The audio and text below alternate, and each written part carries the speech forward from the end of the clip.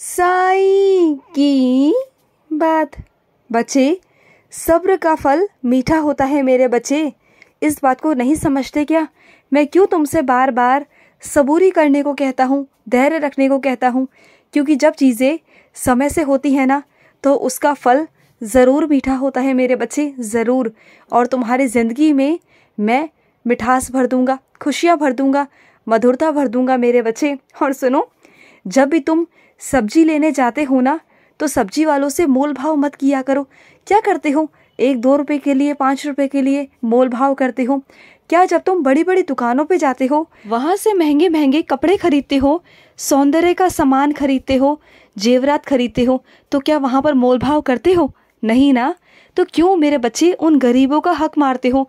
अरे वो धूप में तपते हैं सिर्फ 2 रुपए 5 रुपए कमाने के लिए, जिससे उनका घर चल सके, उनके बच्चों का पेट भर सके।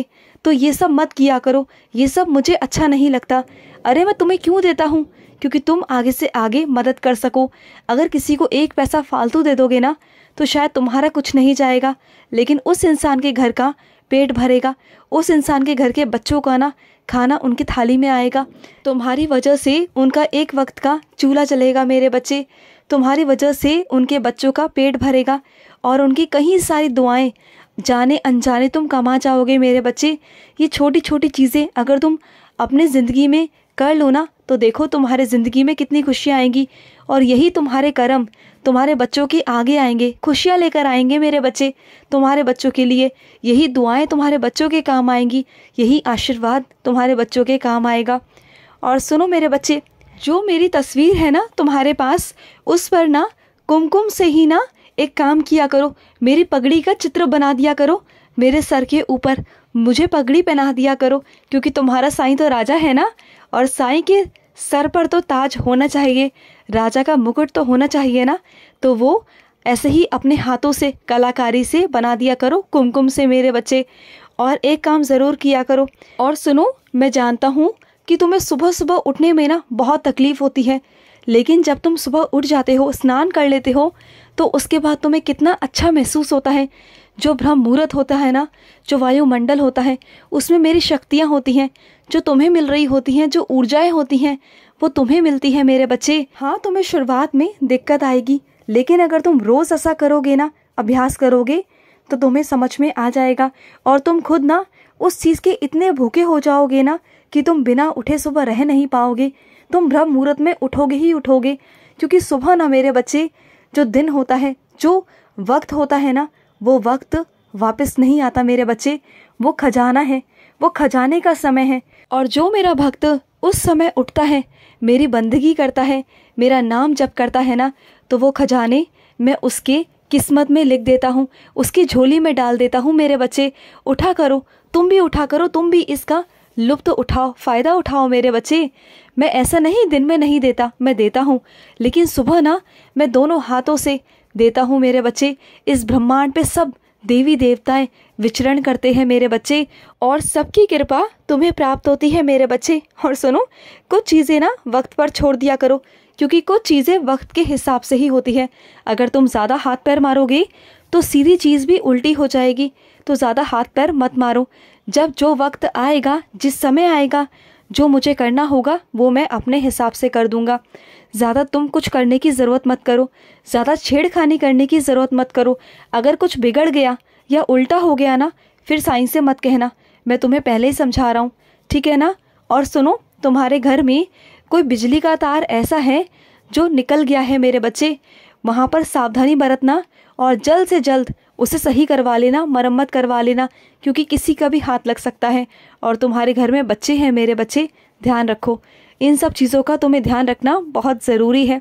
और सुनो, तुम कहीं गए थे और वहाँ पर ना तुम्हें मैं मिला था, और किसी के द्वारा तुम्हें मेरे बारे में पता चला है, कुछ और बातें पता चली हैं, क्योंकि वो मेरा भी भक्त था।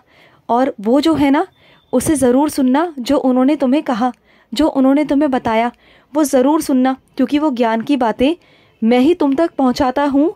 मैं ही चाहता हूँ कि वो सब चीज़ें तुम सुनो, पढ़ो, और उनके ज़रिए तुम तक अगर वो चीज़ आई है तो वो मेरे ही कहने से आई है। जब मैं इशारा करता हूँ ना, तभी सारे काम होते हैं।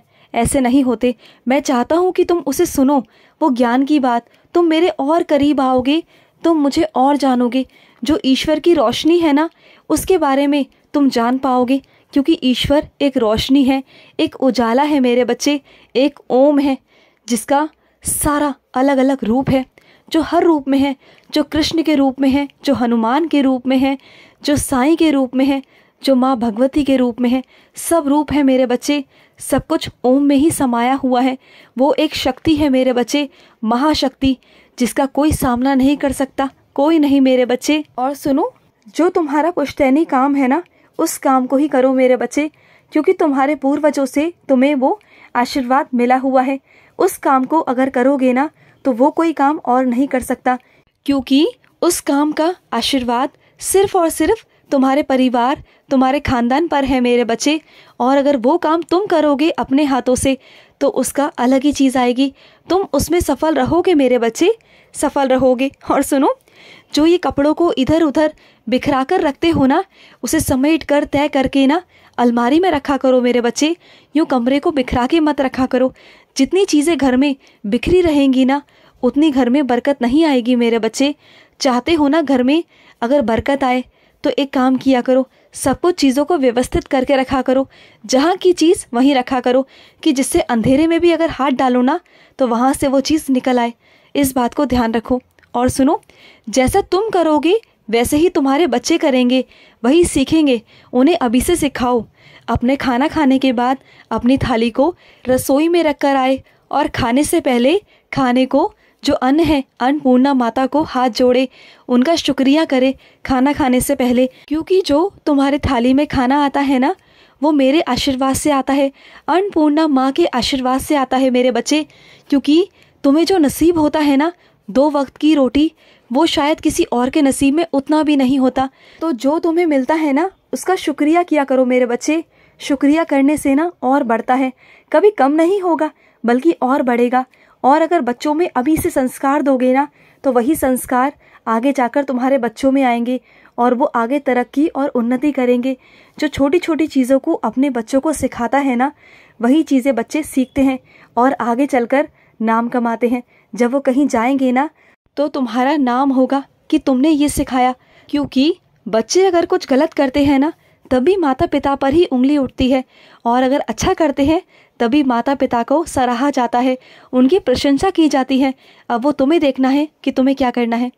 और सुनो मेरे बच्चे, कुछ मेरी बच्चियाँ पहले बहुत कमज़ोर थीं, उन्हें कुछ समझ नहीं आता था, लेकिन अब उनके साईं ने उन्हें इतना ताकतवर, इतना मजबूत बना दिया है ना, कि अब तो वो दुनिया से लड़ जाए। अब तो वो किसी से डरती नहीं, क्योंकि उनके अंदर मैंने इतनी हिम्मत दे दी है, इतनी ताकत दे दी है, कि मैंने उन्हें इतनी शक्ति दे दी है कि वो महाकाली बन जाती हैं जब वक्त आता है, और माँ दुर्गा का रूप ले लेती हैं। और जब कभी घर में होती है ना, तो माँ लक्ष्मी का अवतार होती हैं। तो बस प्यार में वो माँ भी बन जाती है, लाडली माँ जो बच्चों को प्यार करती है। और अगर रुद्र अवतार लेती है ना, अगर कोई उनके साथ बदतमीज़ी करता है, तो वो रुद्र अवतार भी लेती हैं, माँ काली बन जाती हैं। और यही चीज़ मैं अपनी बच्ची को सिखाना चाहता था, जो वो अब जाकर बन गई है। मुझे बहुत खुशी है इस बात की। खुश रहो, विजयी भव मेरे बच्चे, विजयी भव। आज का रात्रि साई संदेश समाप्त हुआ।